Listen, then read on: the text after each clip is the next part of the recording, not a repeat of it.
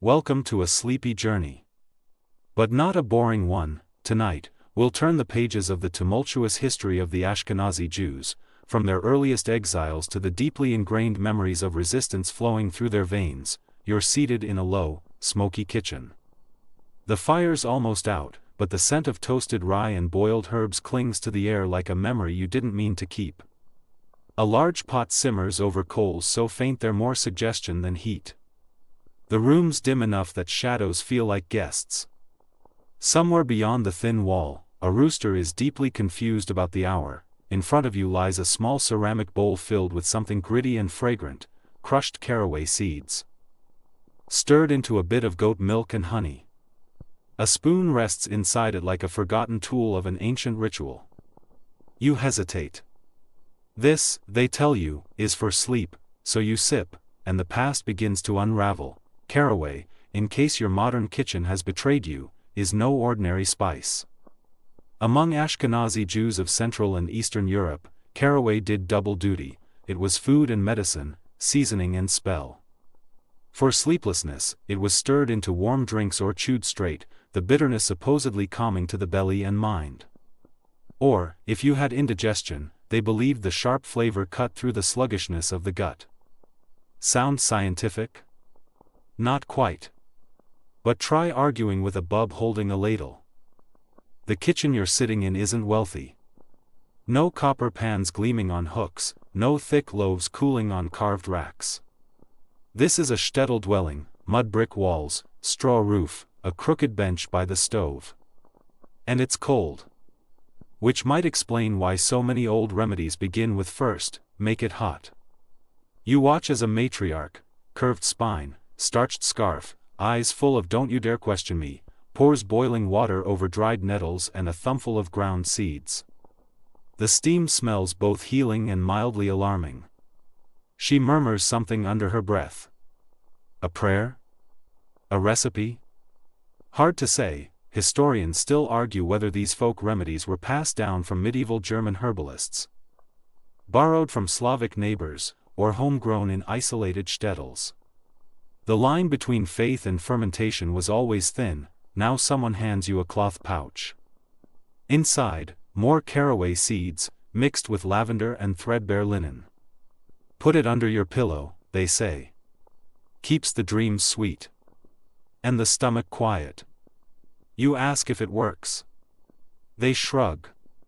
Works better if you believe it. Isn't that always the case? You glance out the window.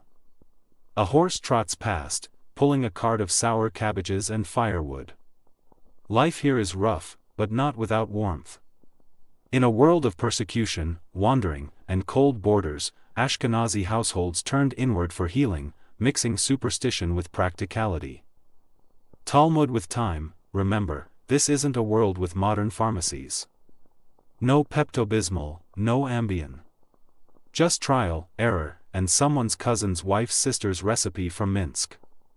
Caraway was one of those staples, abundant, hearty, and strong-smelling enough to feel like it must be doing something important. A child nearby stirs.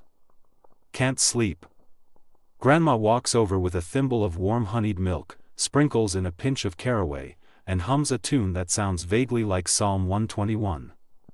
He who watches over Israel will neither slumber nor sleep, she says with a wink. But you better. The melody fades.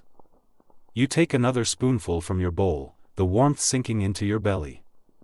It's hard to tell if your eyelids are drooping from the caraway or from being wrapped in the gentle monotony of a time when every ailment had an herb. A prayer, or both. And then someone knocks over the herb jar. Seeds spill across the table like little punctuation marks of chaos. There's a moment of silent horror, because those were saved, gathered carefully, dried under the sun. Wasting them is like tearing a page out of the family Bible, so you help sweep them into a napkin. The matriarch sighs but says nothing. Maybe because she knows something you don't. It's not the seeds that fix you. It's the ritual. The story. The quiet belief that one small act, pouring, grinding, whispering, can make the chaos less loud. As the fire dwindles, you curl closer to it. The seeds hum faintly in your senses. Your stomach, oddly enough, doesn't ache. And the room? Still chilly. Still crooked. But safe, for now. The broth is cloudy, golden, and suspiciously full of floating bits. You poke it with a spoon, as if it might reveal a secret. It doesn't. It just jiggles.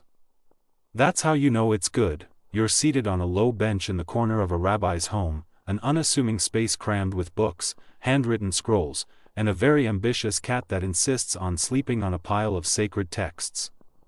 The room smells like onions, parchment, and something earthy you can't quite name. Outside, the stars hang low and curious. Someone ladles you a bowl. Midnight broth, they whisper, as though it's an invocation. The rabbi swears by it. And not just any rabbi. We're talking about a legendary Talmudist, name long forgotten, but his broth? Still whispered about in alleys and remembered by great-grandchildren who couldn't tell you the difference between Mishnah and miso, but know exactly how many garlic cloves go into the real recipe. This broth is no accident. It's layered. Garlic, lots of it. Onion, boiled until translucent. Parsnip if it's in season. Bits of old chicken for protein and a ritualistic nod to the animal kingdom. A dash of vinegar. And herbs, parsley, thyme, maybe dill. Then a scribble of pepper, which the rabbi claimed shook the sleep into you. Was it kosher to eat after dark? Technically yes. Was it weird to brew soup while others slept? Also yes. But the rabbi had insomnia, and as it turns out, so did most people in the shtetl, especially those with unpaid taxes, persistent indigestion, or a cousin always yelling about Rome, so he turned sleeplessness into service. Historians still argue whether this broth had any medicinal basis or was more about the ritual of making it, because really, how many of our modern comforts are less about ingredients and more about rhythm? Stirring. Waiting. Smelling. Sipping. Feeling seen. You take a slurp. The broth hits your tongue like a warm exhale.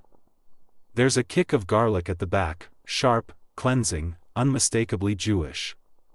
And your stomach? Calms a little. Maybe from the salt. Maybe from the quiet. As you sit, the rabbi begins to speak, not to you, exactly, but aloud, as though explaining the Talmud to the air. You see, he says, every soul wakes in the night. The trick is knowing why. He gestures toward the soup. Sometimes, it's because you haven't eaten right. Sometimes, it's because the body remembers sorrow. That last line? That sticks with you. You watch him scoop more broth into a chipped mug and hand it to a pale young woman nearby. She cradles it like a child. She hasn't spoken all night. You suspect her silence is not voluntary, and that's the thing, this broth isn't just about sleep. It's about grief. And digestion. And the strange, tangled place where spirit and stomach meet. The rabbi believed the gut was holy terrain. If your belly churns, he said, your prayers do too. So he advised his followers to treat indigestion the way they'd treat ritual impurity, gently, with attention, and ideally, with broth, also garlic. Lots of garlic. You look around the room. Several others are quietly sipping. Some lean against the walls, eyes closed. One man mutters a bedtime prayer between gulps. The cat has moved to your lap and is purring like a distant thundercloud. The air is thick with warmth, and not just from the fire. There's a peculiar comfort in this scene, a kind of defiant coziness. In a world full of wandering expulsions, plagues, and pogroms, this little act of collective boiling is a stand against chaos. You cannot control the czar. You cannot fix the taxes. But you can simmer onions in a pot until everything smells better, the rabbi continues muttering. You realize he's reciting medicinal psalms, verses believed to calm the spirit, or at least give it something to chew on while the body rests. A fringe theory among modern scholars suggests some Ashkenazi healers believed sleep was not passive but active, a kind of spiritual digestion, where the soul processed what the body couldn't. It would explain the late-night soups, the whispered blessings, the rhythmic stirring. All those things your brain quietly files away at 2 a.m. With the grace of a sleep-deprived librarian, there's a story someone shares, softly, over the rim of their bowl, about a woman who hadn't slept for days. The rabbi came to her house with only 3 things: a pot, a prayer, and a wild idea about cooking sleep into broth. After the first sip, she nodded off in her chair. She didn't even make it to bed. The story ends with, "And that's why we keep a pot on overnight, just in case someone's soul is hungry." You won't find that in medical journals, but your belly is warm now. And your limbs? They're getting heavy. You glance down at the last spoonful, then drink it like an elixir. Someone throws another log on the fire. The rabbi hums a few notes of a tune too old for names. You let your eyes flutter half shut. If sleep is coming, let it arrive in waves of garlic-scented steam. Somewhere in the corner, the woman who had been silent starts humming too. And the melody? It's almost like breathing. The mattress creaks under you in protest, like it's been holding secrets for too long. You shift, slowly, then faster, trying to find a spot that doesn't poke your ribs. Feathers, supposedly a luxury, have a talent for bunching in all the wrong places. One has escaped its ticking and is currently trying to stab your collarbone. Welcome to 17th century Ashkenazi bedding. Premium discomfort included. You stare up at the low, soot-stained ceiling and wonder aloud, who decided feathers were a good idea for sleep? Someone with a well-behaved back, apparently.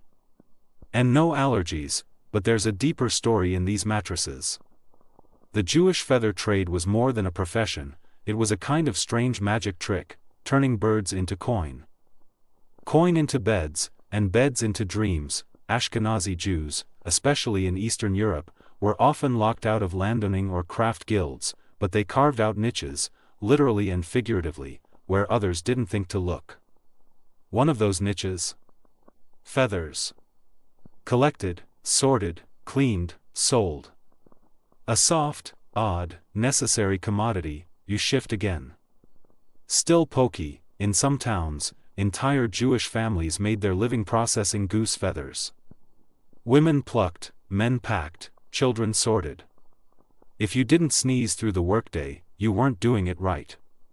And the feathers weren't just for bedding, they padded winter coats, Torah mantles, even ceremonial wedding canopies, but the beds were the real prize.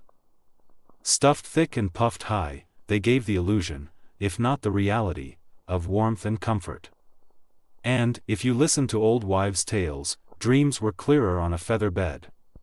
Easier to catch. Of course, indigestion didn't care what your mattress was stuffed with.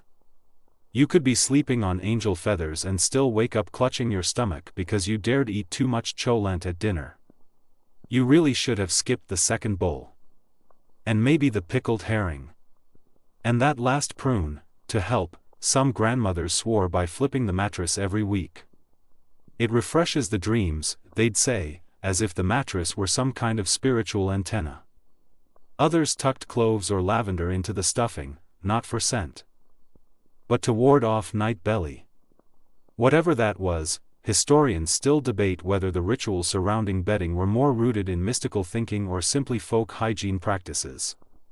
The line, as usual, was blurry. You don't need a Kabbalist to tell you that moldy feather pillows aren't great for your lungs. There's an anecdote, one of those that floats around without a source, that a famous Hasidic rebbe once refused to sleep on anything but straw. He claimed feather beds muddled his dreams and brought too much comfort, not enough clarity. You briefly consider the spiritual benefits of back pain. Across the room, a girl is fluffing her pillow. She does it with care, like she's preparing it for a guest. Then she presses a small cloth bundle beneath it, a sachet of chamomile, perhaps. Her mother had earlier whispered that chamomile in the pillow drags the belly down to rest. You're not sure what that means, but it sounds promising. And here's a curious aside, Jewish folklore sometimes spoke of night spirits that sat on a sleeper's chest, stirring nightmares and indigestion alike. The cure? A feather mattress with the corners tied in red thread. It trapped the spirit in a loop, they said, so it couldn't climb up. You check your mattress corners. No red thread.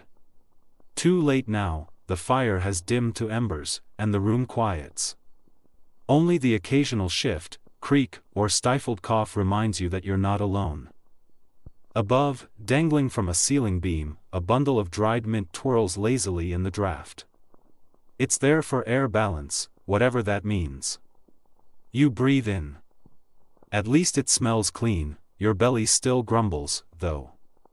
That pickle earlier was probably a mistake. In the mattress beneath you, the feathers have warmed.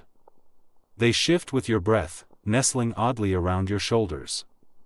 You imagine each one as a tiny boat carrying away a thought, a worry, a fragment of daytime noise.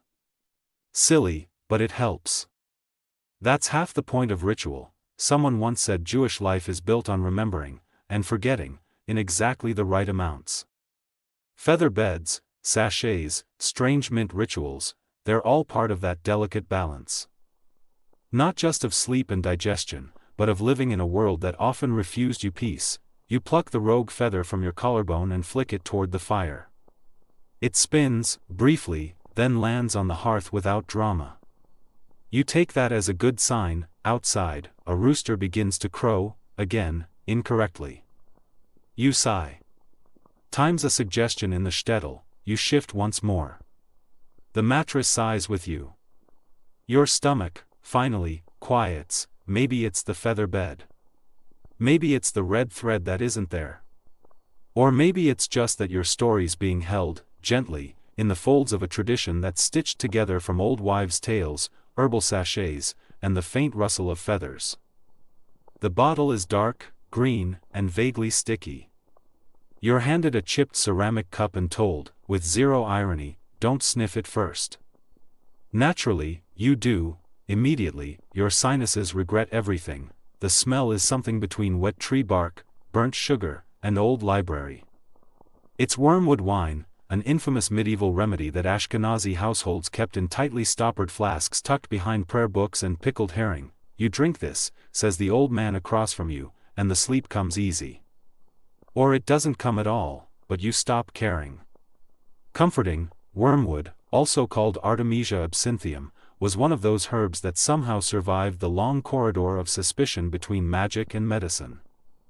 Ashkenazi Jews adopted it cautiously, often boiling it down into tonics, sweetening it with honey, or soaking it in wine. Some recipes, passed down in soft Yiddish murmurs, included a dash of saffron, a splash of vinegar, and a warning not to overdo it unless you wanted to wake up in another realm. You take a sip. It's bitter. No, not bitter. It's confrontational. Like it's asking what you've done with your life so far. But it's warm going down, and your stomach, still suspicious after the feather mattress incident, makes a quiet truce. Historians still argue whether wormwood's effects were truly sedative or just overwhelming. Some modern researchers point to thujone, a chemical compound in wormwood that, in large amounts, can cause hallucinations, anxiety, or even seizures. So naturally, it became a bedtime drink. Humans are great at decisions, but here's the thing, wormwood wasn't just for sleep. It was a digestive aid, too, used after heavy meals to help the stomach remember how to behave. It was also considered protective, spiritually speaking. Some households hung dried bundles above doorways or tucked slivers into amulets worn around the neck. In one tale, a traveling rabbi took a flask of wormwood wine with him across Polish villages. He gave it to a child plagued by night terrors and belly beasts. The child reportedly slept for 12 hours straight and woke up speaking in rhymes. He became a poet. Or a farmer. The story changes depending on who tells it. Across the room from you now, a middle-aged woman cradles her own mug of the stuff like it's soup. She sighs after every sip, and her daughter, barely 10, fans her with a sheaf of crinkled parchment. A bedtime routine, equal parts herbal and theatrical. There's something oddly communal about this bitter brew. People sip it together in near silence, as if waiting for a shared dream to start. Someone hums a folk tune, low and winding, and it meshes with the flicker of candlelight against the walls. a different kind of shul. One where prayers smell like vinegar and cloves. You lean back against the wall. The wine pooling gently in your belly. Your eyelids don't droop yet, but your limbs feel slower, looser. Like the day is melting out of them. And still, that bitterness lingers, on your tongue, in your throat, maybe even behind your eyes.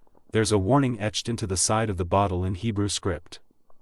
It reads, "Even the wise may wander if the cup overflows." Which is a polite way of saying, take it easy, champ. In some communities, wormwood wasn't consumed at all, it was worn. Tied into tiny linen pouches with blue thread, it was pinned to children's undershirts to keep away stomach pain and evil dreams. You briefly wonder whether modern medicine would endorse this. Probably not. But you also can't imagine a Tylenol packet sewn into your pajama top having the same flair. There's an elderly man near the hearth now, explaining how his grandfather used to distill his own wormwood bitters, claiming it was the secret to a long life. He lived to 93, the man says proudly. Of course, he also yelled at shadows and thought ducks were spies. Still, 93, you finish your cup.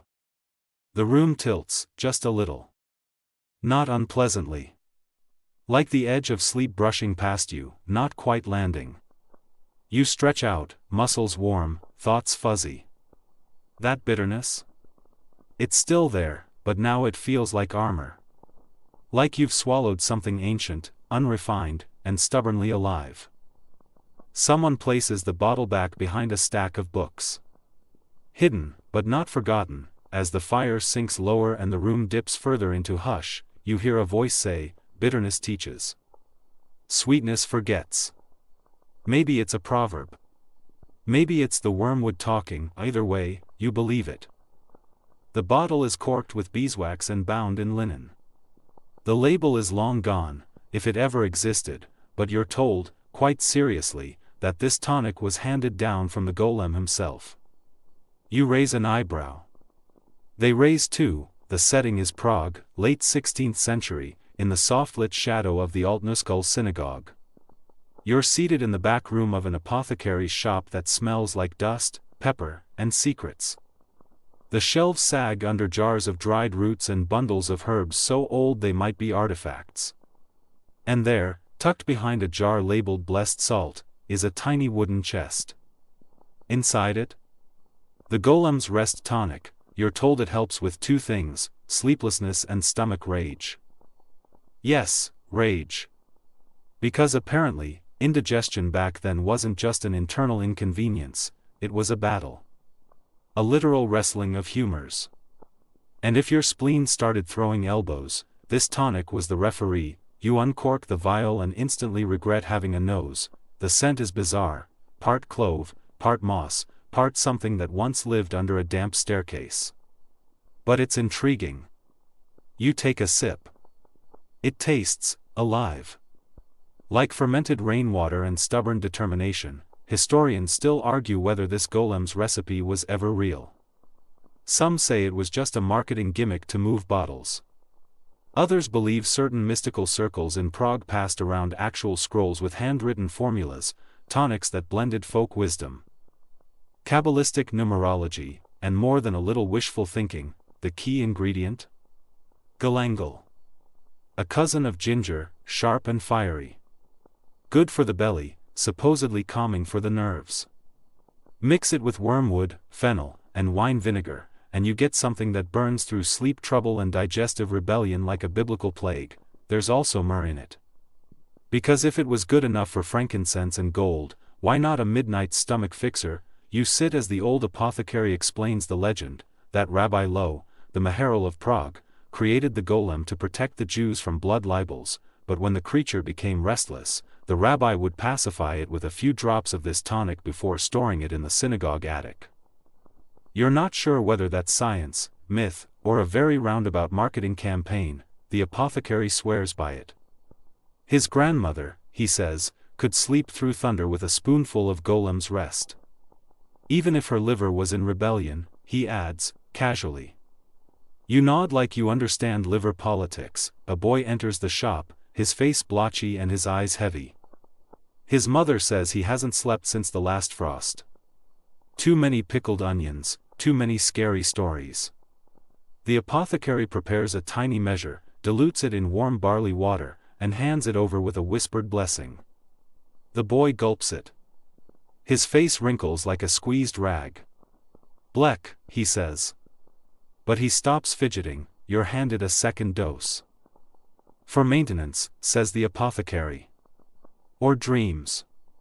Whichever needs it more." "And what about side effects?" "The usual, apparently, mild sweating, vivid dreams, and a tendency to mutter in Hebrew while half asleep."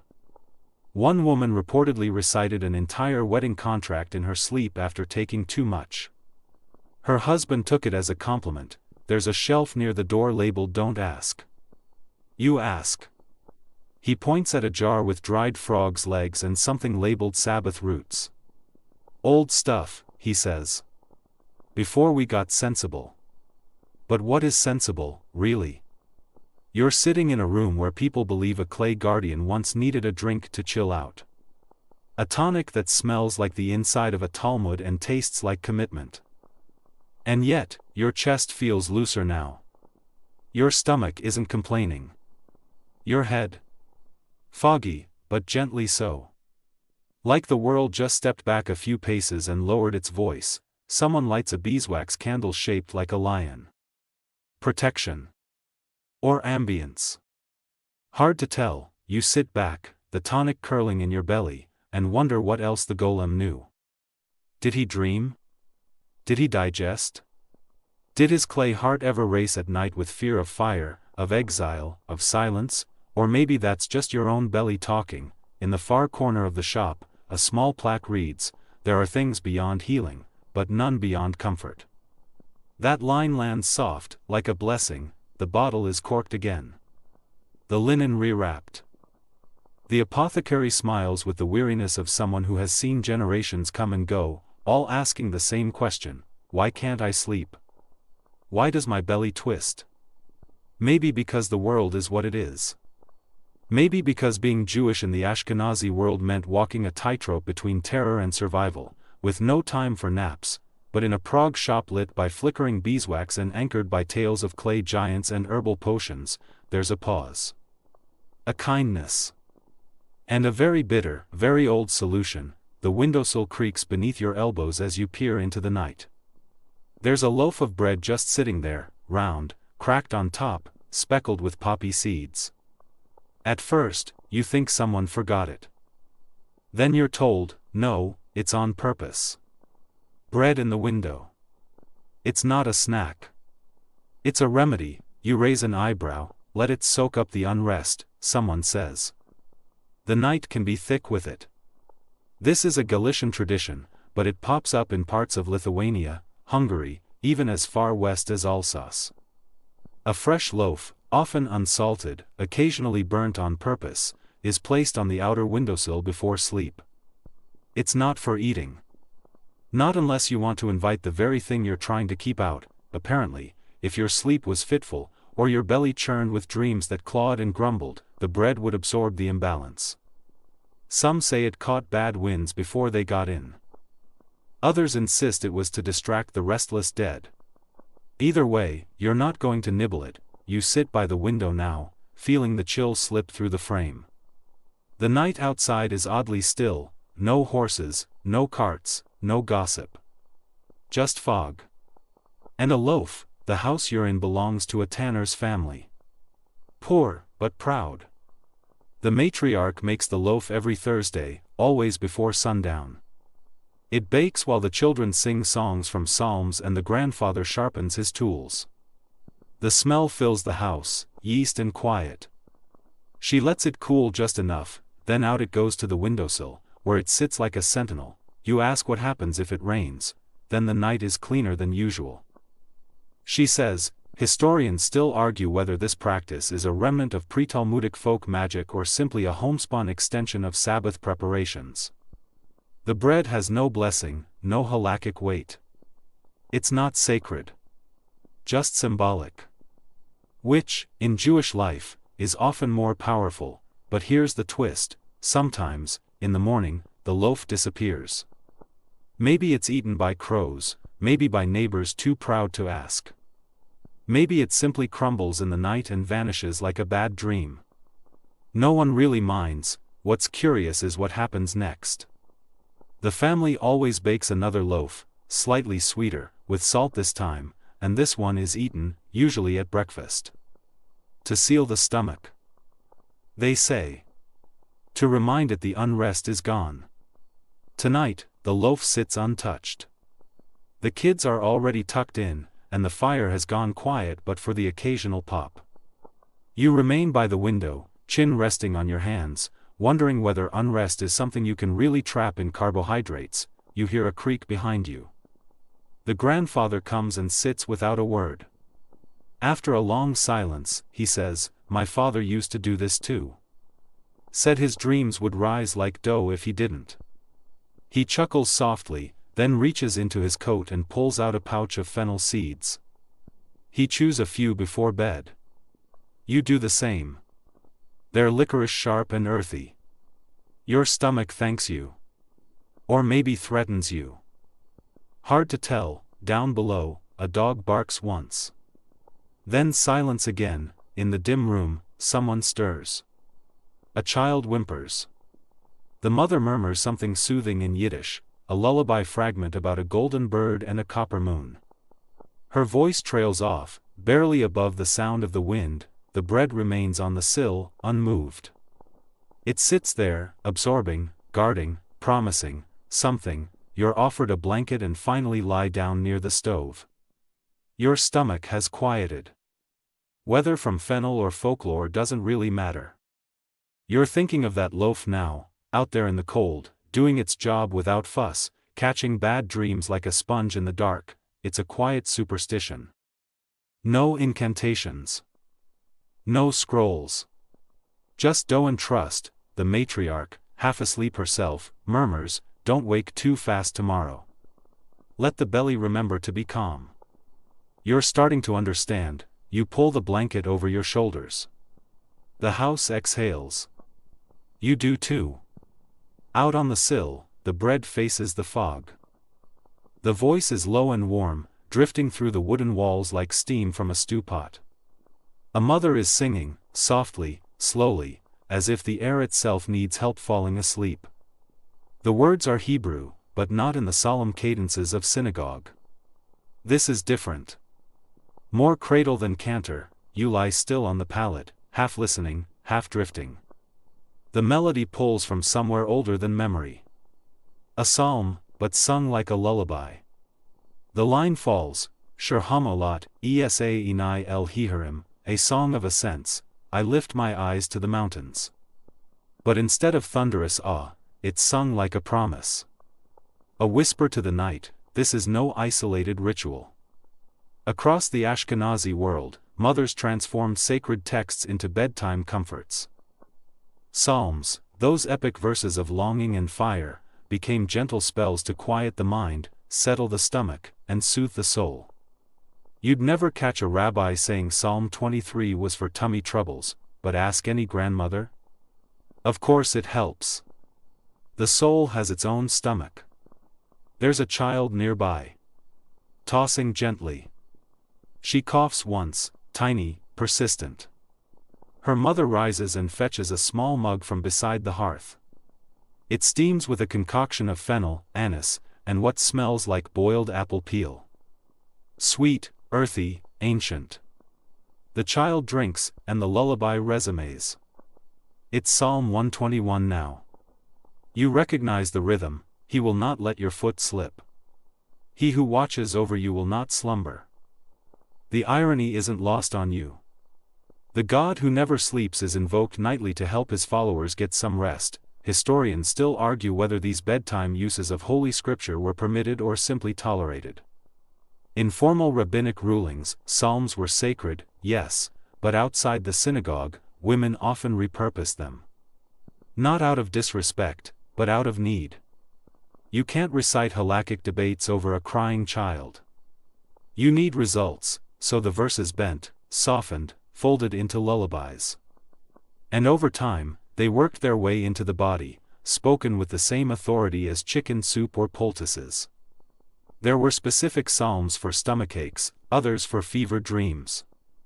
Psalm 6 for anguish. Psalm 3 for fear. Psalm 16 when the soul wandered too far during sleep. You're told about one woman in Krakow who swore that Psalm 91 cured her husband's heartburn. Not once. Every single time. He'd eat too much fish on Friday, groan all evening, then sit upright in bed while she whispered the words over his chest. She even rubbed her fingers across the script in her worn prayer book and placed them on his forehead to seal the relief. Tonight, as the lullaby trails off, the child is already asleep. Her breath lightens. Her hand still clutches the edge of her mother's sleeve. You look around. Several children share this one room, all wrapped in mismatched quilts. Hanging from the ceiling is a small wooden plaque carved with Hebrew letters, Shalom Bayit, peace in the home.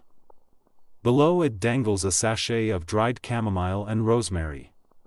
You're told it keeps the air heavy enough for sleep. A boy across the room snores.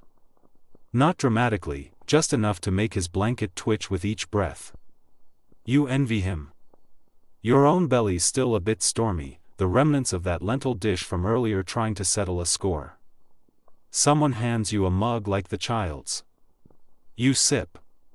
It's sweet and sharp, and the anise gives it a licorice finish that somehow makes your shoulders drop. The mother sits back down. Her hands fold in her lap.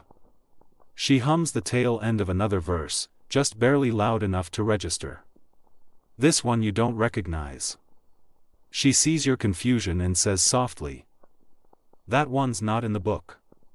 It's just ours." That, too, is part of the tradition. Not everything was written down. Not every cure was a commandment. Some lived in voices, in gestures, in songs hummed through generations. And when a verse didn't exist, a new one was invented. Shira Lashanim, songs for sleep. You listen, and the words don't heal, exactly. But they soften something. Take the edge off. You feel yourself slowing. Not just your thoughts, but your breath, your skin, your sense of space. The child sighs in her sleep. Her mother leans over and presses a kiss to her forehead. Then she looks at you. The words don't have to be perfect, she says. They just have to mean it. You nod, because really, it isn't the psalm. Or the potion. Or the loaf in the window, it's the care, and as you pull the blanket higher, the last line she sang echoes in your head.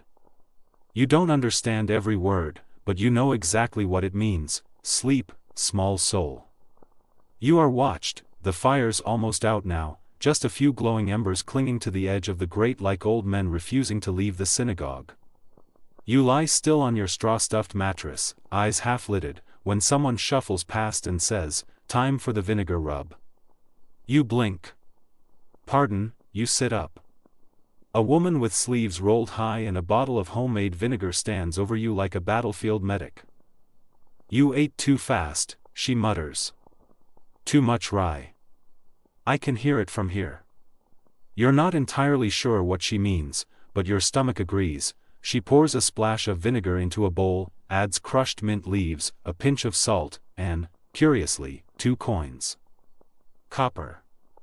She lets them sink and stir for a while before dipping a linen cloth into the mixture. This isn't a drink. This is a rub. For your feet, yes, your feet. You stretch out your legs obediently, like a confused chicken, as she begins wiping your soles with the sharp-smelling solution. It's cold. Then cold again.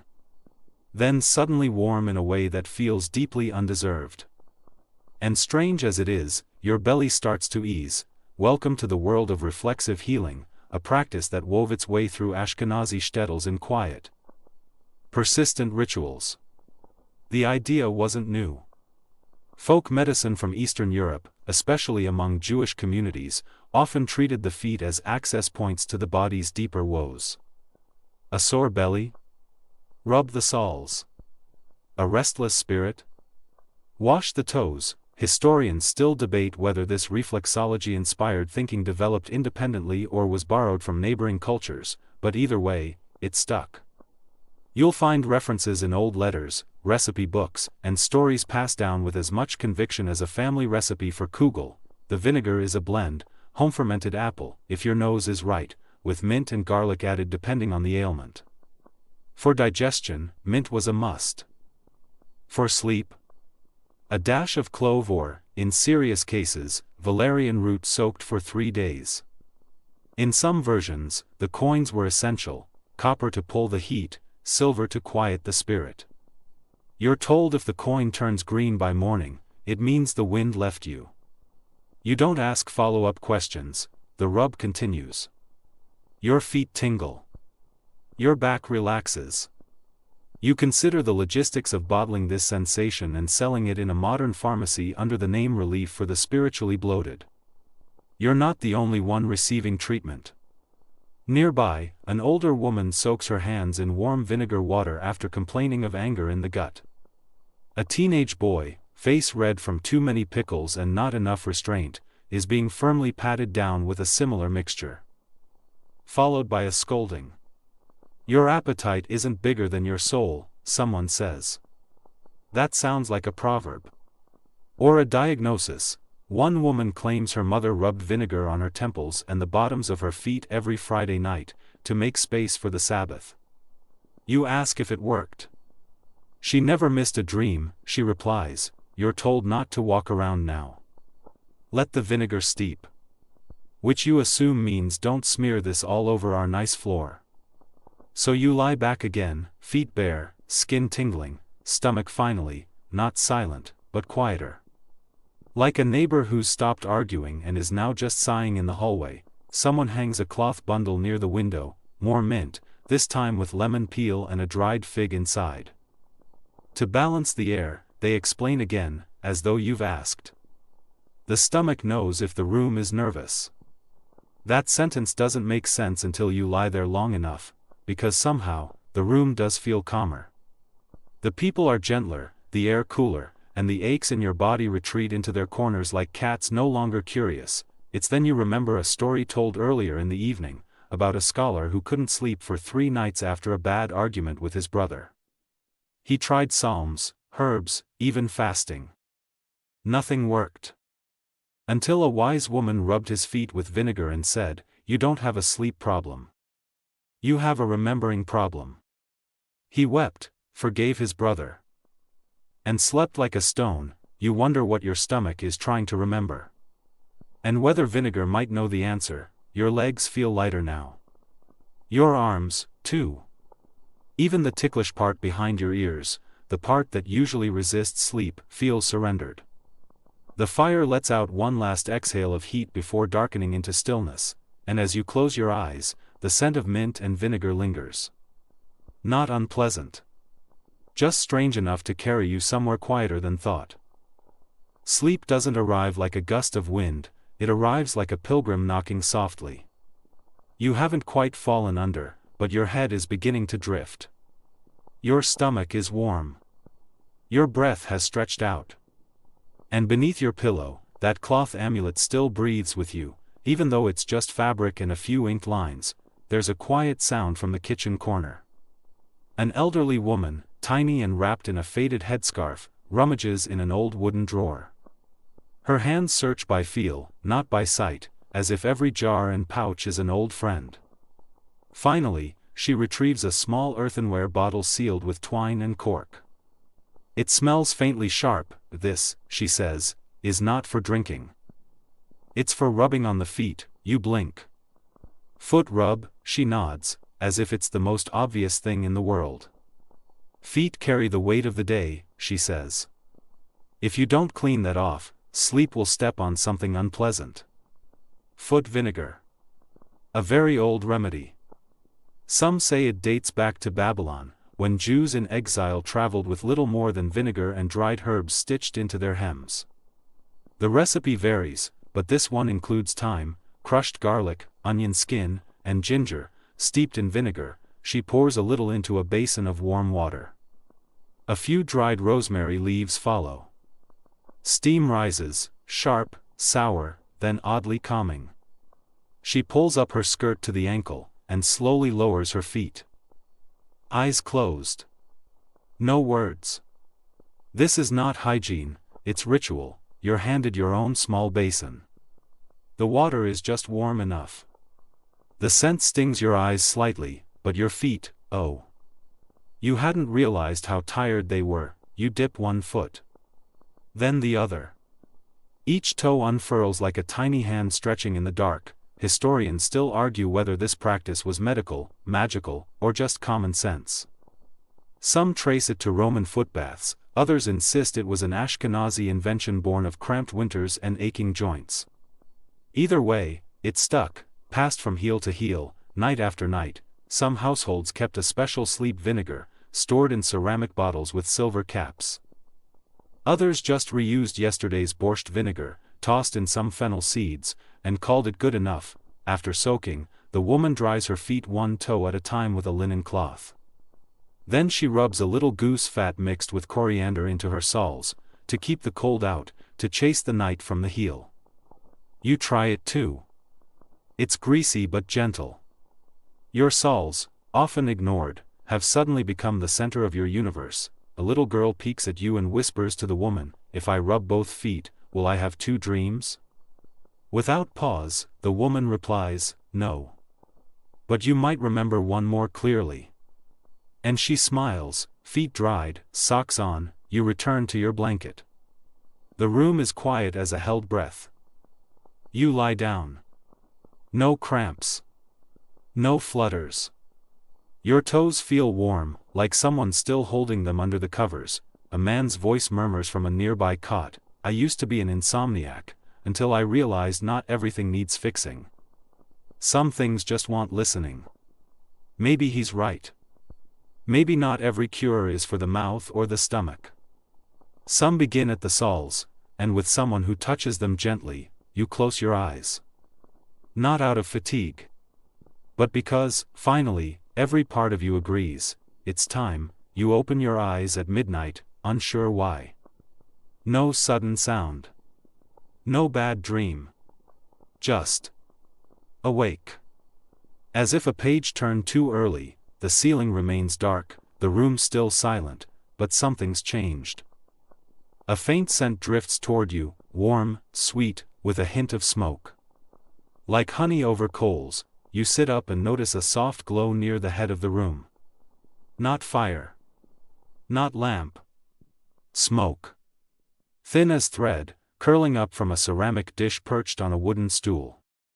On the dish, a small strip of cloth is smoldering, sprinkled with powdered herbs.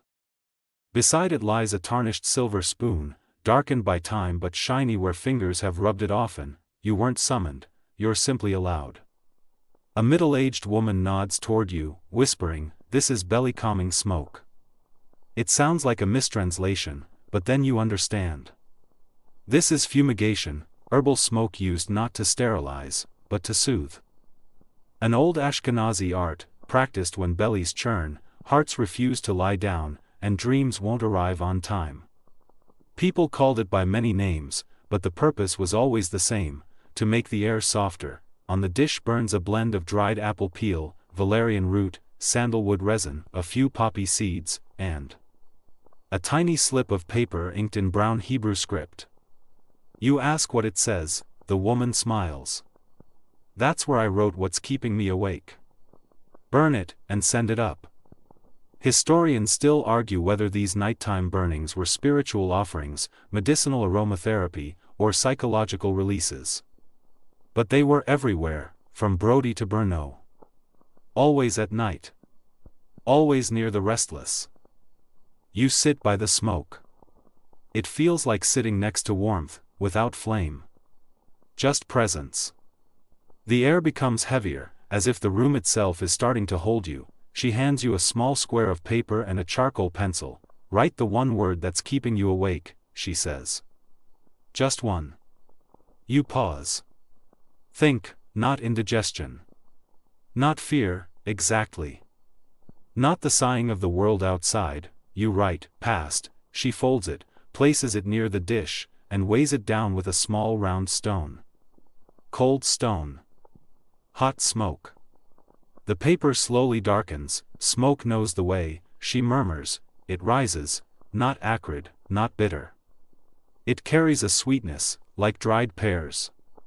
An old woman pokes her head out from another bed, sniffs the air, and murmurs, tonight's smoke is gentle. You place your hand over your belly. It's warm now. Not from smoke, but from stillness. From being still long enough to notice it needed rest. A married couple across the room has their own dish, placed between them with a single candle. They say nothing. But now and then they look at each other, like the smoke is saying what words cannot. A boy who sleepwalks sits curled up in the middle of the room. An aunt gives him a handkerchief soaked in the same scent. He sniffs. Lies down. Doesn't move again. You breathe deeply. Not to smell, but to invite the smoke in. In that moment, your belly softens. Like the last tension of the day finally exhaled. Another paper is added to the flame. It reads, in shaky handwriting, fear of the dark. It burns slower. The smoke rises in gentle arcs. You ask, what if I don't know what word to write? The woman shrugs. Then maybe the smoke will choose for you. Outside, night presses coolly against the window. The house still glows faintly, but your wakefulness fades. The valerian has numbed your mind. The sandalwood has anchored your breath. You return to your cot. The amulet is still under your pillow. Your feet still hum with vinegar and ginger. And in your lungs, a bit of something warm still lingers, and inside you, for the first time tonight, there's nothing trying to run. It's nearly morning, but the house still holds its breath. The hearth embers glow faintly, casting long shadows of drying herbs on the wall. No one speaks. Even the floorboards seem to sleep. You're not fully awake, but you're not dreaming either. This in-between moment, the soft, suspended quiet before dawn, is when the old woman returns with something curious. It's a bowl. Deep, carved from walnut, polished smooth by time and use. Inside? Bread, not just any bread. This loaf is small, round, a bit overbaked at the edges, and tucked neatly in linen. There's a faint smell of caraway and rye. But what catches your eye isn't the shape or the scent, it's where she puts it, right by the window. Not inside. Not on the table. She gently opens the shutters, sets the loaf on the sill, and whispers something. You catch a few words: wandering stomach, broken sleep, hungry angels. Then she closes the shutters again, leaving the bread just barely outside. You're too tired to raise an eyebrow, but your curiosity stirs. This is a tashlik bread, she says later. Not in the Yom Kippur sense, not a prayer cast into water. But something quieter. A folk ritual. One that blurs medicine, hospitality, and hope. The belief is this: some stomach pain, especially the kind that won't go away, that winds up into the chest or down into dreams, comes from uninvited guests. Not ghosts. Not demons exactly. Just presences. Lost thoughts. Restless spirits. Hungry things with no name, so a piece of bread is set out. Spiced, slightly sweet, often warm, not as a trap. As a kindness. If you feed the night, the old woman says, it may leave your belly alone. Historians still argue whether this practice was a remnant of older pagan traditions, absorbed and softened by Jewish village life. Others think it emerged organically, a kind of nighttime folk theology. If you can't understand the ache, you can still negotiate with it. She used to leave more elaborate meals, she admits, a saucer of tea, a piece of fruit. But bread is simple. Honest. It reminds the hungry ones that someone still bakes. There are rules, of course. Always before sunrise. Always window facing east. Never salted. Salted bread might insult whatever's passing by. You peek through the shutter's crack. The loaf sits quietly. A soft fog coils around it, as if tasting. You don't feel afraid. You feel witnessed. Like something out there was looking for acknowledgement and found it in crust and caraway, back inside, a boy curls on his side, clutching his stomach. Someone slips a second piece of bread under his blanket. No one speaks. The boy closes his eyes. The pain fades, you ask why it works, the old woman doesn't answer right away. Then she shrugs. Sometimes the body eats what the soul forgot. You lie back, you think of your own stomach, not loud now, not aching, but tender. As if it has listened to everything tonight and is finally willing to let go. You remember other meals, other nights. Moments when food sat like stone, or fluttered like wings inside you. Was it always the herbs? The sleep? The company? Or was it, maybe, the fact that someone, anyone, acknowledged the ache? You drift, someone hums again. Another psalm? A folk tune? Doesn't matter, outside, something unseen seems to nod and step back. The bread remains, but the hunger, yours, at least, has eased. The fog hasn't lifted, but the edge of the sky turns from ink to slate. Morning creeps in gently, one soft gray breath at a time. Still, no rooster crows. No one rushes to light a fire. The house remains in its cocoon of dreams and whispers, but something shifts, from a back corner, where the walls are lined with jars, dried berries, folded cloths, a mysterious bone wrapped in twine. A middle-aged man stirs and rises. He stretches once, careful not to wake the others, and walks over to the hearth. He picks up a worn leather pouch, taps its contents into a chipped ceramic cup, and pours in hot water from a kettle kept warm all night. The scent rises almost immediately, earthy, bitter, with a metallic undertone. He glances at you. Still restless? You nod. He hands you the cup. This is for the kind of sleep that runs away when you call it. You hesitate. The color isn't reassuring, muddy, dark, almost medicinal. But the steam is comforting. You sip. It tastes like roasted barley, wilted chamomile, and something harder to name.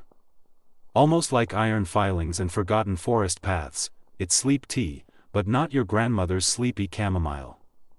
This is an Ashkenazi folk concoction passed down in whispers and substitutions. Every village had its variant. Some called it drain tunkel, dream dark. Others just referred to it as the quiet cup. What's in it? Today's version seems to contain crushed poppy seeds, roasted dandelion root, wormwood, a splash of elderflower tincture, and a few threads of something red, saffron. Maybe, or dried beetroot shaved thin. Some brews included valerian, others avoided it, claiming it stole the next day's memory. Historians still argue whether these nighttime teas were genuinely effective, or just flavorful placebos bolstered by ritual and community. What's clear, though, is that they were taken seriously. Recipes were guarded. Doses measured to the leaf. He gestures to a small wooden tablet resting beside the hearth, etched with symbols. We brew under that, he explains. You want the pot to steep under good names. And no metal spoons, he adds. Only wood or horn. Otherwise, it disrupts the water's memory. You smile, but you obey. You swirl the tea. The bitterness eases after the first sip. The warmth begins to settle deeper. You ask why it's so bitter. He doesn't answer directly. Just says, some nights don't need sugar. You think of all the sweet things people recommend for sleeplessness: warm milk, honeyed cakes, bedtime stories. This is different. This is a tea that meets your insomnia head-on and says, I see you. Let's sit in silence. A girl across the room sips from her own cup. She winces, sticks out her tongue, then immediately takes another sip. The matriarch notices and mutters with a smirk, if your dreams are too sweet, you wake up craving more. This way, they leave satisfied. You finish the cup. It's not a magical knockout. But your limbs soften. Your thoughts slow. Not dulled, just quieter, like someone turned down the volume on your internal narrator. Outside, the sky turns paler. Birds begin their hesitant first notes. someone wraps a shawl around your shoulders. Not because you're cold, but because it feels right. You lean back, hands resting on your now settled belly. You're full of bitter tea and long breaths. You don't remember lying down. But your body does. It folds itself gently back onto the mattress, head turning toward the window. The bread on the sill is gone. No one mentions it, because it's not about whether something took it. It's about the fact that someone offered, and you offered yourself a bitter cup. And it didn't scare you, it grounded you. You close your eyes, the tea sits in your stomach like a weight, not heavy, not light. Just certain, and for once, your thoughts don't argue with it. You don't know how long you've been asleep, 5 minutes, 5 hours. But when you next stir, the room has changed. It's not just the light, which now filters through linen curtains in soft patches, nor the quiet crackle from a low fire someone has rekindled. It's the scent. Faint, powdery, and oddly comforting, flour, more specifically, toasted flour. A small boy is crouched by the hearth, turning something in a pan, slowly, carefully, without speaking. You watch as a woman joins him and adds a trickle of hot water and a pinch of caraway. She stirs, murmurs something rhythmic under her breath, and finally removes it from the flame. It's not porridge. It's something more ancient. Something sleepier. She spoons it into a bowl and sets it beside a cot where an elderly man lies, pale and groaning softly. His hand flutters toward his stomach. The woman lifts the spoon, helps him take a mouthful, and then waits. Not 10 seconds pass before his eyes drift closed. You shift and sit up, curious. The boy notices and brings you a smaller bowl of your own. It's warm, almost custard-like, and faintly salty sweet. The taste is humble, roasted grain, a bit of onion, a trace of clove, and yet you find yourself slowing just to savor it. What is this? You ask. The woman smiles. Midnight flour. Also known in some shtetls as dust gruel, sleep pap, or calm mash. Its variations were endless, but the base remained, toasted flour cooked in water or broth, sometimes with a hint of nutmeg or dill, depending on whether the issue was indigestion or dreams. The theory, as explained in Whispered Kitchen Wisdom, was that when your gut refused rest, you had to offer it something already halfway digested. Something that asked very little of the body, but gave a lot. Historians still argue whether this dish was derived from medieval medicinal gruels, or whether it emerged purely as a folk comfort, part medicine, part lullaby. Some say it came from Talmudic references to softened grain for the sleepless, though no one can quite agree on the source. Either way, it works. You eat slowly. Each bite feels like it belongs. No spices scream for attention. No textures interrupt. Just warmth, consistency, and the steady rhythm of someone having prepared it with hands that remembered being comforted themselves. The boy leans over and tells you, "We only make it when the night is too stubborn." You glance at the bowl again. There's something ceremonial about it, not sacred, just respected. A hush surrounds it. Like a food that knows it isn't for hunger, but for release. The woman dips a wooden spoon into a second pot, this one thicker, darker. "For dreams that not the belly," she says, and hands it to another child who hasn't slept in 3 days. The child drinks. And 5 minutes later, begins snoring gently on a mat of woven straw. "Some nights," she says softly, "you don't need a cure. Just something that doesn't ask you to chew." You laugh, not out loud, but in your chest. It's true, you realize. Most nights, you're chewing on thoughts. Digesting regrets. Swallowing the words you didn't say, the sighs you couldn't release. Your brain stays busy grinding away at things you forgot to finish. But here, in this warm, quiet room, someone hands you something meant to require nothing. No effort. No negotiation. Just trust. You finish the bowl. Set it down. And immediately feel a pull in your spine. That kind of tired that doesn't ache, it just wants to melt. You lie back, the boy gently covers you with a quilt that smells of flour and sun. No one says, "Good night." They don't need to, because tonight, even your stomach has stopped narrating. you sleep like flour dissolving in broth, slowly, completely, without resistance, but something eventually calls you back. Not a noise, not a nightmare, just a flicker. A shift in the air. You open your eyes, expecting full daylight, still dark, but there's movement near the wall. You turn your head, and see it, a figure seated on a stool, knees tucked to chest, wrapped in an old wool shawl. Their eyes are closed, their lips moving. No sound comes out. Yet something about the rhythm, slow, swaying, insistent, draws you in. They're not praying. Or if they are, it's not to be heard. Then you recognize the motion, fingers tracing the edges of a psalm book, so worn the corners have frayed into softness. The person mouths each word silently, pausing at certain phrases, repeating others. The melody isn't sung, but it's felt, like the heartbeat of an idea too old for music. You don't interrupt. You just watch. This isn't performance.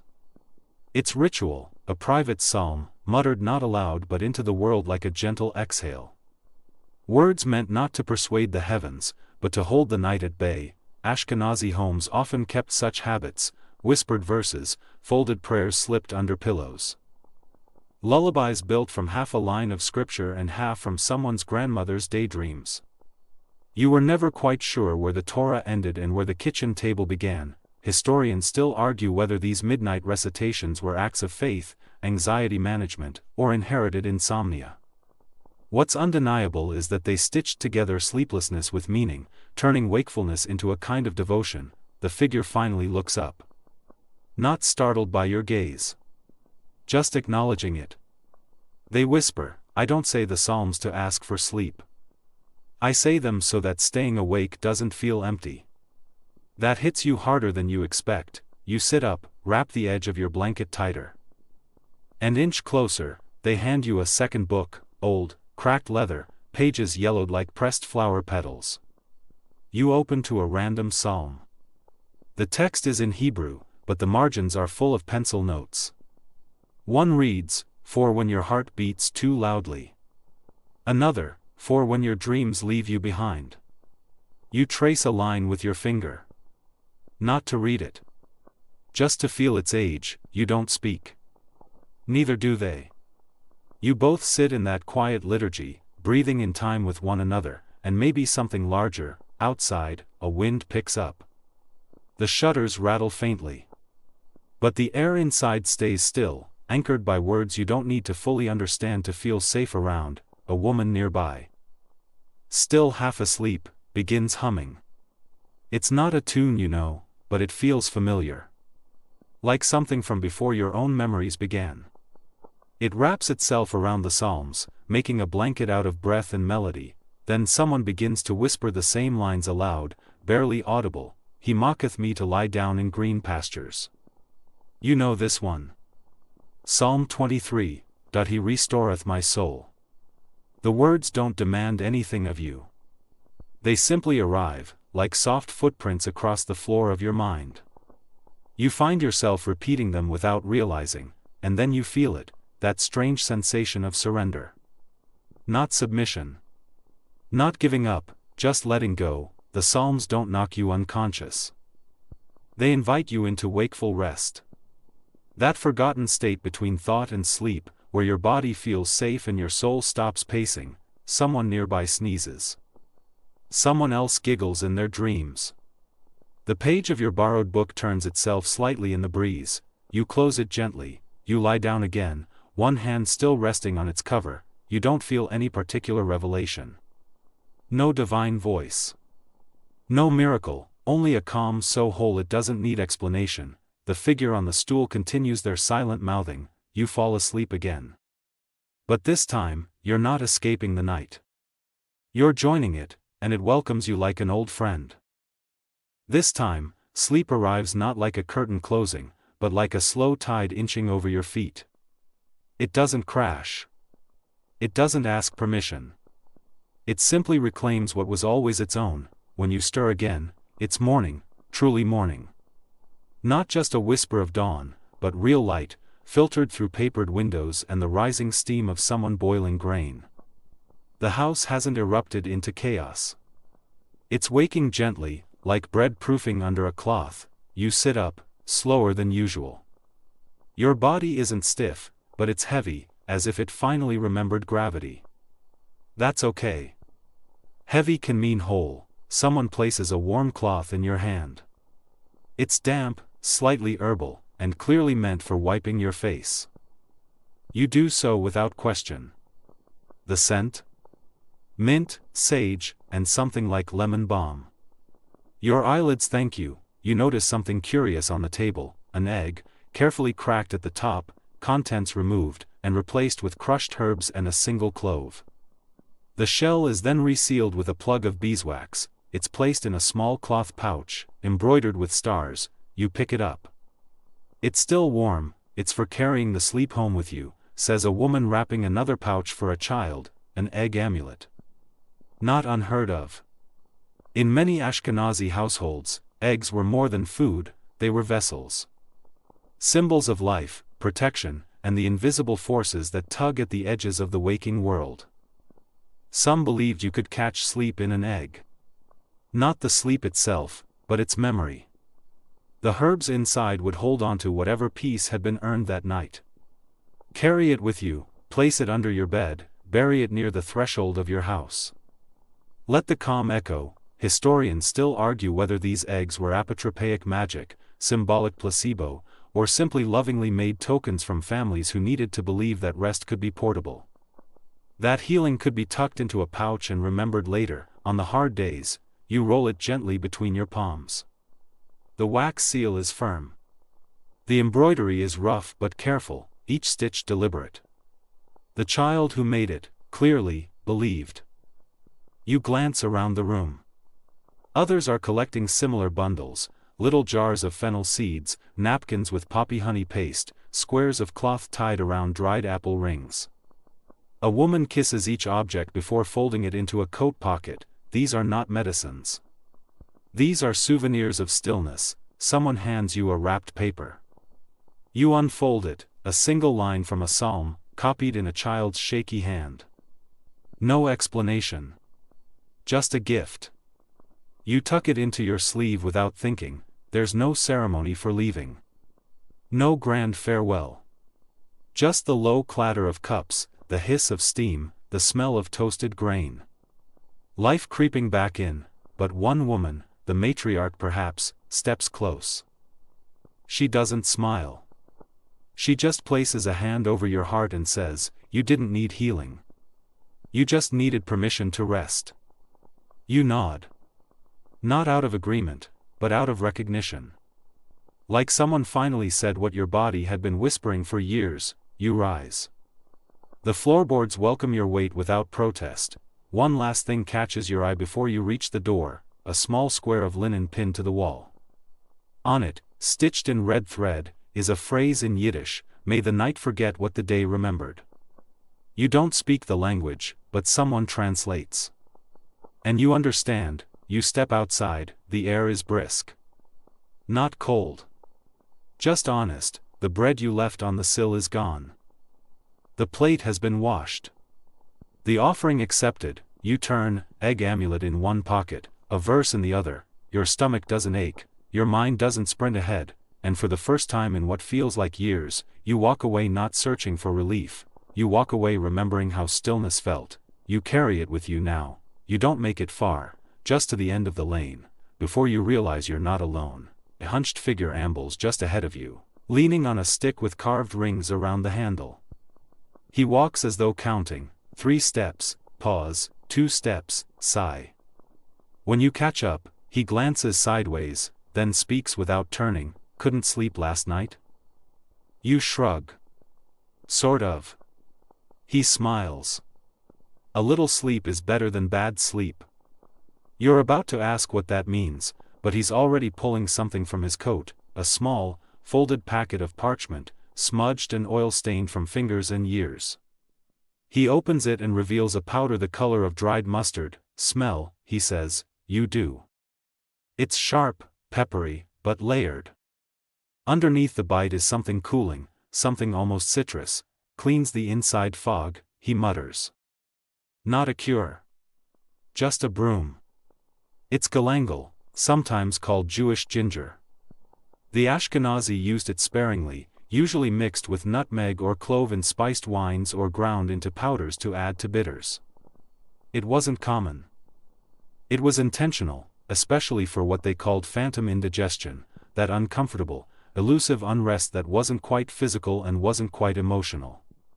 The stuff that sat behind your ribs like an unwelcome squatter. Historians still argue whether galangal reached Ashkenazi communities via trade with Arab merchants, or through Polish herb routes. Some say it was an elite spice, others insist every shtetl had at least one aunt who kept it wrapped in old cloth next to her prayer shawl. This old man? He believes in it like others believe in warm socks or fresh snow. He dips his finger, presses a pinch under his tongue, then offers you the same. You hesitate, then do it. It burns, but not cruelly. Like brushing your teeth after forgetting for too long, he nods approvingly. Good. Now you're awake enough to go back to bed. You laugh. He tells you about his wife. She used to make sour naps, her name for the midday sleeps after drinking bitter tea or chewing on fennel. If you wake up slightly annoyed, she'd say, that means it worked. You sit beside him on a fallen log. He unwraps a second pouch. Inside are seeds, caraway, coriander, and something blue-gray. Smell is the stomach's memory, he says. If you forget what settled you, you'll never settle again. You ask if he believes sleep is more of a physical thing or a spiritual one. He spits into the grass, then says, depends what woke you. And maybe that's the answer, you realize. Not everything that wakes you has a body. Not everything that calms you comes in a bottle. Sometimes, it's just a ritual, an odd-tasting powder, a hum, a shadow on a windowsill, that reminds your body, you're not being chased anymore. You sit in silence. The sun creeps higher, drawing golden lines through the thinning mist.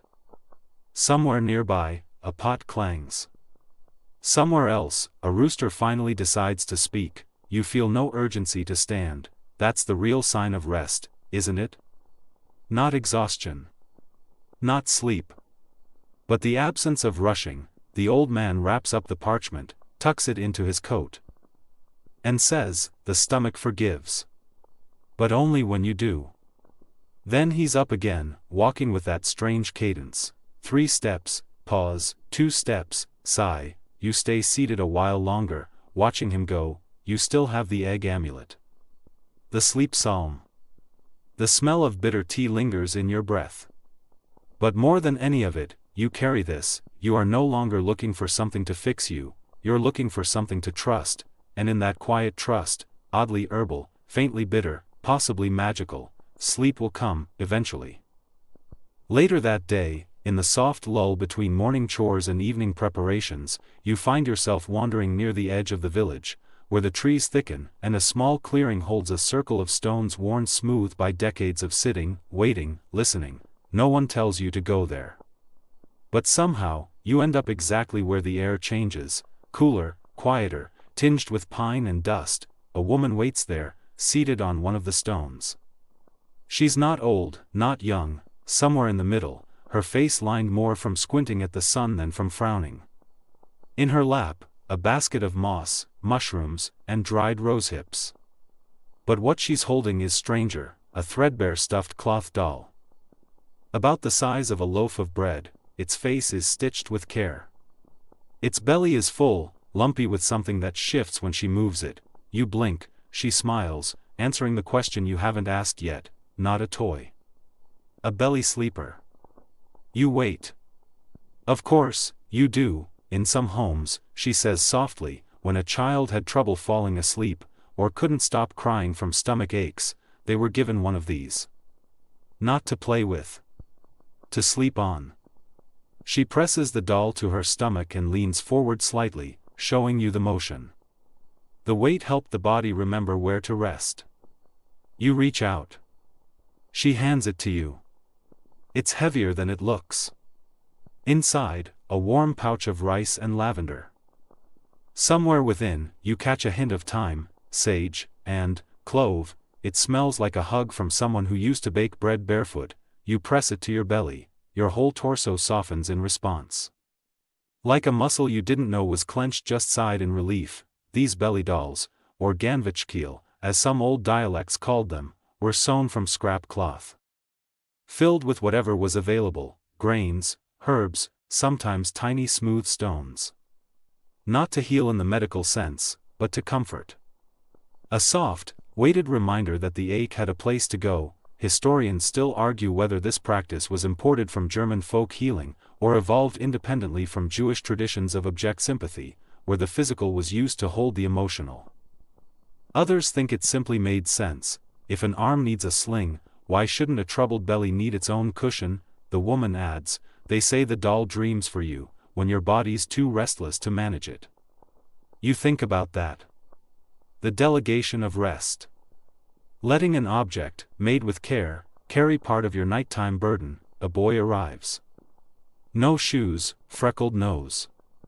He's clutching his own sleep doll, his version is knotted at the edges like a starfish. He hands it to the woman, who unties the seam and adds a fresh pinch of lemon balm. She resews it with a practiced motion, not even needing to look. Always replace the herbs after a nightmare, she says. Otherwise it remembers. You grin. You like the idea of an object so devoted it might actually carry your bad dreams for you. You press the doll tighter against your belly, she offers to make you one. You nod, she pulls out a square of linen, clean, dyed with onion skin to a soft gold. The stitching is simple. Inside, she places a handful of barley, a teaspoon of dried mint, and a sliver of bay leaf. She closes the seam and hands it over. There, she says. For the long rests. You hug it. Not for comfort, though it gives that freely, but as a way of saying thank you without breaking the quiet. As you rise to leave, she adds one final note, you can sleep without it, of course. But why should you have to? And maybe that's the truest Ashkenazi remedy of them all, not a cure, not a miracle. Just permission to carry comfort with you. Tangible, handmade, softly scented, you walk back with the doll tucked under your arm. Its warmth seeps into your ribs, you feel a little ridiculous, but you also feel ready. The evening air carries a gentler kind of chill now, one that doesn't demand coats, only shawls, maybe a second layer of thought. Children chase each other along the lane, their laughter rising like sparks. You, however, find yourself walking slower. Not tired. Just, steeped, you return to the house.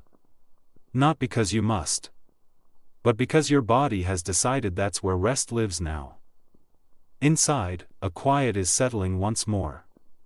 Not the silence of sleep, but the hush of things winding down. Someone is trimming candle wicks. Someone else is scraping the bottom of a soup pot, savoring the last spoonful. The hearth glows like a deep breath that hasn't yet been exhaled. A small group has gathered near the low table, 3 women, an older man, and a child no taller than your knee. They're preparing something with quiet reverence, small slips of parchment, each about the length of a finger, and each covered in meticulously written Hebrew letters. A few are smudged, rewritten, folded and refolded. You're invited without words. A place is made for you, one woman gestures to a piece of parchment. For when rest needs reminding. These are sleep spells, though not in the wand-waving sense. They're written blessings, comfort formulas, fragments of sacred verses combined with folk sayings and whispered traditions. Some are meant to be worn. Others are burned. And some, like these, are tucked into pillows, stitched into hems, or simply kissed and kept near. You pick one up. It reads, "Let no shadow sit beside me. Let no dream overstay its welcome." Another, "May the mouth close gently, and the heart rest like folded hands." They're not Talmudic. They're not official. But they're honest. And they carry something the textbooks always forget, intimacy. Historians still argue whether these were descended from ancient amulets, repurposed Kabbalistic formulas, or grassroots inventions passed between generations who couldn't read Hebrew but knew how to write comfort. One thing's certain, they worked.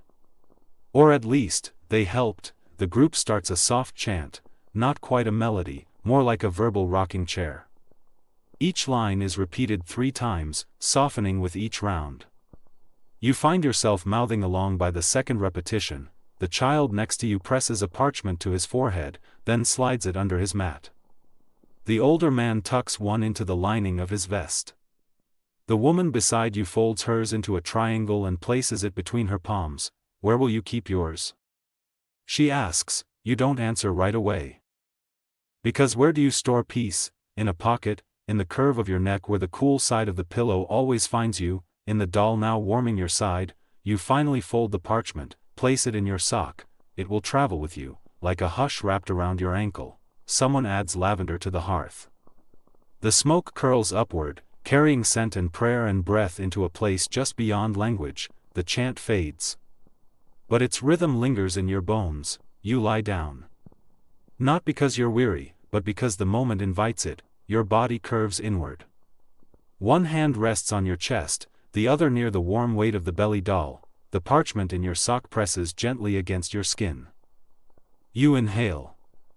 And for the first time in a long time, nothing resists, not your legs. Not your mind. Not even your memory. Everything that needed to be held tonight has been given its pouch, its tea, its smoke, its word. Sleep doesn't pounce, it waits, then it tucks itself in beside you. The dreams that come now aren't dreams, exactly. They're fragments of feelings, soft impressions that float past like silk caught on a branch. You see colors, you feel warmth, you remember being held. But nothing stays long enough to be called a story. You're not building a plot in your sleep. You're just resting. Outside, the night deepens again. Noises retreat. The house breathes as one. Everyone, it seems, has surrendered, but something stirs just beyond the edge of sleep. Not fear, not pain. Just a flicker. The kind of unease that creeps in when your body is quiet enough to remember old habits of unrest. You shift. Your belly tenses. Before it can grow, someone's shadow moves beside you. They don't speak. They simply light a tiny bundle of herbs and let the smoke curl through the room. The smell is earthy and soft, mugwort, mostly, with a hint of frankincense and dried basil. The old sleep smoke, mugwort, has a long history in Ashkenazi households, not always prominent, but present in herb bundles tucked into drawers, braided into doorway charms, or burned after difficult dreams. It wasn't necessarily for healing. It was for loosening. For convincing the stubborn parts of the mind to stop holding so tightly. Historians still argue whether this use came from Slavic herbal practices, or from much earlier traditions layered through migration and memory. But the effect remains, mugwort for remembering dreams, or forgetting them. Depending on what's needed, the woman waves the smoke gently near your head. You inhale. Your mind, which was coiling again, now softens. The tension slides back into your mattress. She sits beside you and begins to hum, not a lullaby, not even a tune, just a vibrating sound like a purring cat or a spinning wheel. It's not music, it's company. You don't open your eyes. But you know she's there. Like a hand you don't need to hold, only to know it hasn't let go. Your breath matches hers. Inhale, exhale, again, then, a whisper. Sometimes, the herbs don't heal. They just stay with you while you wait. That line follows you down into the next layer of sleep. The fire pops once. Then silence again. Across the room, someone mumbles in their sleep, maybe a dream, maybe a prayer. You catch one word, refuah, healing. You drift in and out now, surfing those soft gaps between awareness and surrender. In one pocket, the amulet still rests. In your sock, the folded parchment keeps its shape. The belly doll hasn't cooled. You are not empty. You are not full. You are held. And just before you fall too far to remember anything, you think, this is what it means to be cared for by a people who lived through hunger, exile, cold, and fear, and still believed in putting lavender under a pillow. This is the true secret. Not a single herb, or charm, or song, it's the way they were layered, like a braided loaf, each remedy alone, maybe nothing, but woven, they cradle you through the night. You surrender again, this time, not from exhaustion, but from trust. You wake slowly, if what you're doing can even be called waking. It's more like rising to the surface of a lake, your limbs still buoyant, your breath already calm. Outside the house, the world has resumed its rhythm. A broom swishes. A kettle whistles. Chickens argue. But inside, the calm remains, not untouched, but respected. Like an ember kept glowing in the center of ash, you sit up, you are not startled. You are not groggy. You are rested, not just in your bones, but behind your eyes, and in that tight coil of thought behind your ribs. Something has unknotted. Something small, but stubborn, has finally agreed to lie down. Your body feels believable. You don't race to stand. You don't need to. The sun has nowhere for you to be yet, and for once, you trust that, on the table, someone has left you a folded bundle. Inside, dried herbs stitched into a circle of linen, embroidered in red with a single Yiddish word, schlaf, sleep. You smile. You press it gently to your heart. You don't even need to know who made it. A final ritual begins, quietly, without instruction. Each person in the house gathers something from their sleep, a whisper, a scent, a softened memory.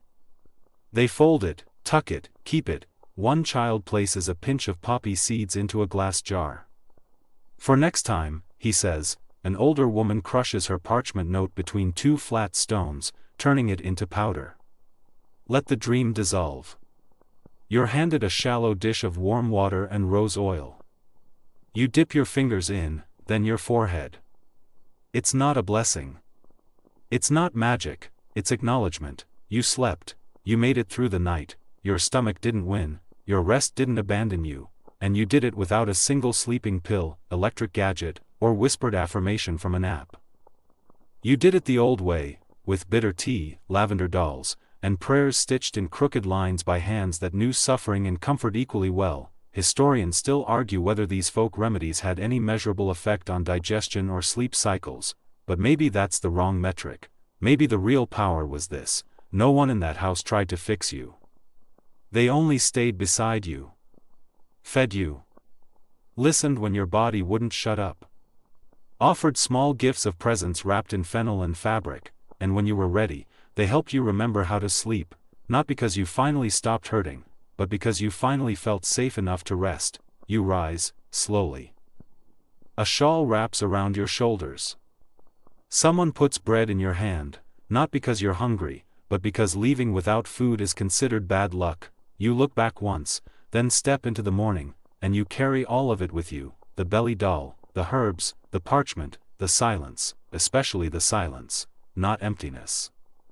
Not nothingness, just the sacred quiet that arrives when the ache has been seen and held and told, gently, you may rest now. You walk into your day, not healed, but whole, and for once, that's more than enough. The night is behind you now, the lamps are out. The voices have quieted. Even the last coals in the hearth have dimmed to a soft, patient glow. Take a moment to breathe slowly, in through your nose, then out again through your chest, down into your belly. Let your thoughts drift. Let your body remember how stillness feels. Tonight, you traveled through the quiet corners of Ashkenazi tradition, not in search of miracle cures, but in the company of whispered wisdom, teas brewed in silence, bread offered to the dark, dolls filled with barley and thyme. None of it promised to erase your pain. All of it promised to witness it. That's the beauty of these old ways. They never rushed. They never demanded you feel better. They only reminded you, softly, that you weren't alone. So now, as you settle in, wherever you are, whatever time your clock says, let the weight of the day roll off your shoulders like a blanket folding into itself. Close your eyes, if they haven't already. Feel the gentle heaviness in your hands, your feet, your chest. Let your breath slow a little more, and if anything still aches, let it. There's room for that here. The world can wait. Tonight, nothing is required of you, not wisdom, not strength, just rest, because your body has listened and been heard, and that, sweet soul, is enough.